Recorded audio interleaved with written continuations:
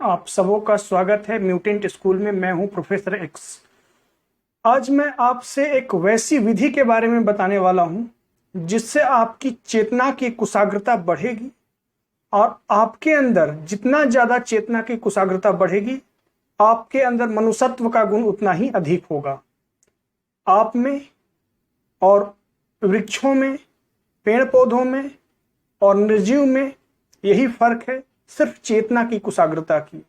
एक मनुष्य में चेतना का कुशाग्रता काफी उच्च स्तर पे होती है, वही वृक्षों और पौधों में चेतना की कुशाग्रता मनुष्यों से काफी निम्न होती है। वही निर्जीव चीजों में, पत्थर एवं अन्य चीजों में चेतना की कुशाग्रता शून्य होती है। तो चेतना की कुशाग्रता ही मनुष्य को गरिमा प्रदान करती है, और आपका चेतना जितना ज्यादा कुशाग्र होगा, आप अपनी मानसिक क्षमताओं को उतना ही ज्यादा विकास कर पाएंगे। आप अपनी शारीरिक स्वास्थ्य को, शारीरिक क्षमताओं को भी सुधार पाएंगे। वर्तमान में बहुत सारी वैसी लाइफ स्टाइल डिजीज हैं जो कि आपकी चेतना को कुशाग्रता के अभाव में होता है। तो आइए इस मनोविज्ञान को समझते हैं, इस मनोवैज्ञानिक विधि को समझते हैं। स्नान एक बहुत ही पवित्र क्रिया है।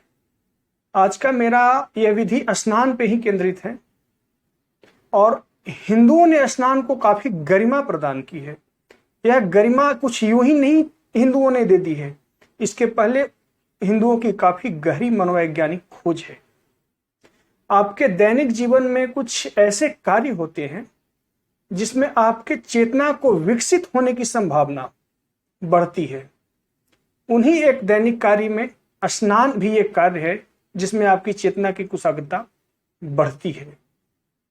आप जल को बहुत ही सामान्य द्रव्य के रूप में देखते हैं, तो यह आपके जल विज्ञान के सूक्ष्म जानकारी के अभाव में ही होता है।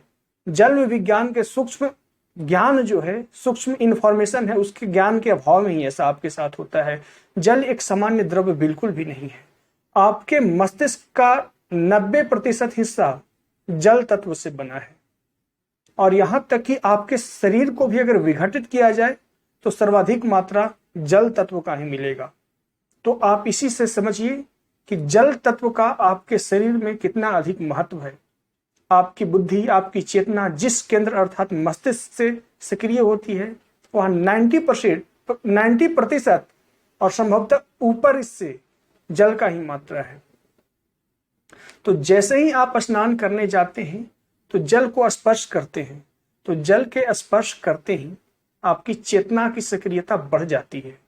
और जैसे ही पूरे बॉडी पे जल को अपना लेते हैं तो चेतना की सक्रिय होने की संभावना, चेतना को गतिमान होने की संभावना काफी तीव्र हो जाती है।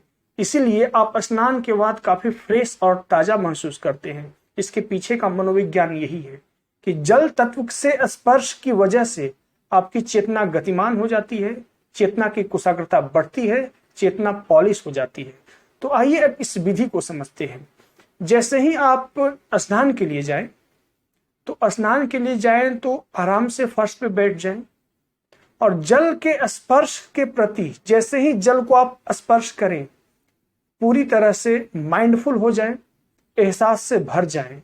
जल को अपने सर पे लें तो पूरा एहसास से भरे रहें, यानी जल का एक भी बूंद आपके एहसास के बिना आपके शरीर से ना गिरे। हर एक बूंद, हर एक धार को, जल के हर एक प्रवाह को आप अपने शरीर पे महसूस करें, और इस महसूस करने की प्रक्रिया को पूरी स्नान करने की प्रक्रिया पर निर्बाधित रूप से लागू करें। प्रारंभ में थोड़ा आप इस प्रक्रिया को भूल जाएंगे। आपकी जो स्नान करने की जो प्रक्रिया है, उस पे एहसास और माइंडफुल होने की जो साइकोलॉजिकल फिनोमिनन है, उसको आप शुरू में भूलेंगे इस प्रक्रिया को, लेकिन कुछ ही दिनों के पश्चात के बाद नहाने की प्रक्रिया के प्रति आप माइंडफुल, एहसास से भरा हो जाएंगे। आशा करता हूं कि आप इस बात को समझ रहे होंगे। चलिए मैं फिर से इसको समझाने का प्रयास करता हूं कि जैसे ही आप स्नान के लिए बैठे, जल के स्पर्श आपके शरीर के किसी भी हिस्से में हो, सर में हो, कंधे में हो, पूरे बॉडी पे हो, उसके उस स्पर्श के शीतलता के एहसास के प्रति भर जाए। आप महसूस करें कि जल पूरी तरह से आपके शरीर को जो स्पर्श कर रहा है उसको आप फील कर रहे हैं। अर्थात इसको एक सेंटेंस में कहा जाए तो अपने नहाने की क्रिया और अपने माइंड को अलाइन कर ले, एक सिद्ध में ले आए और पूरी एहसास से भर जाए, पूरा फील करें, पूरे माइंडफुल हो जाए। और माइंडफुल होने की प्रक्रिया में आपकी जो चेतना जल के स्पर्श से गतिमान होती है उसको आप विकसित कर सकेंगे, चेतना आपकी विकसित होगी और नहाने की प्रक्रिया आपके लिए काफी शांतिपूर्वक बन जाएगी।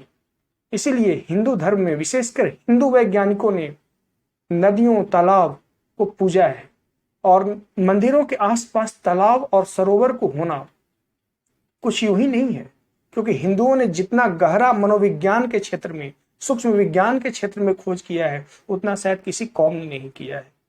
हर के पीछे एक लॉजिक है।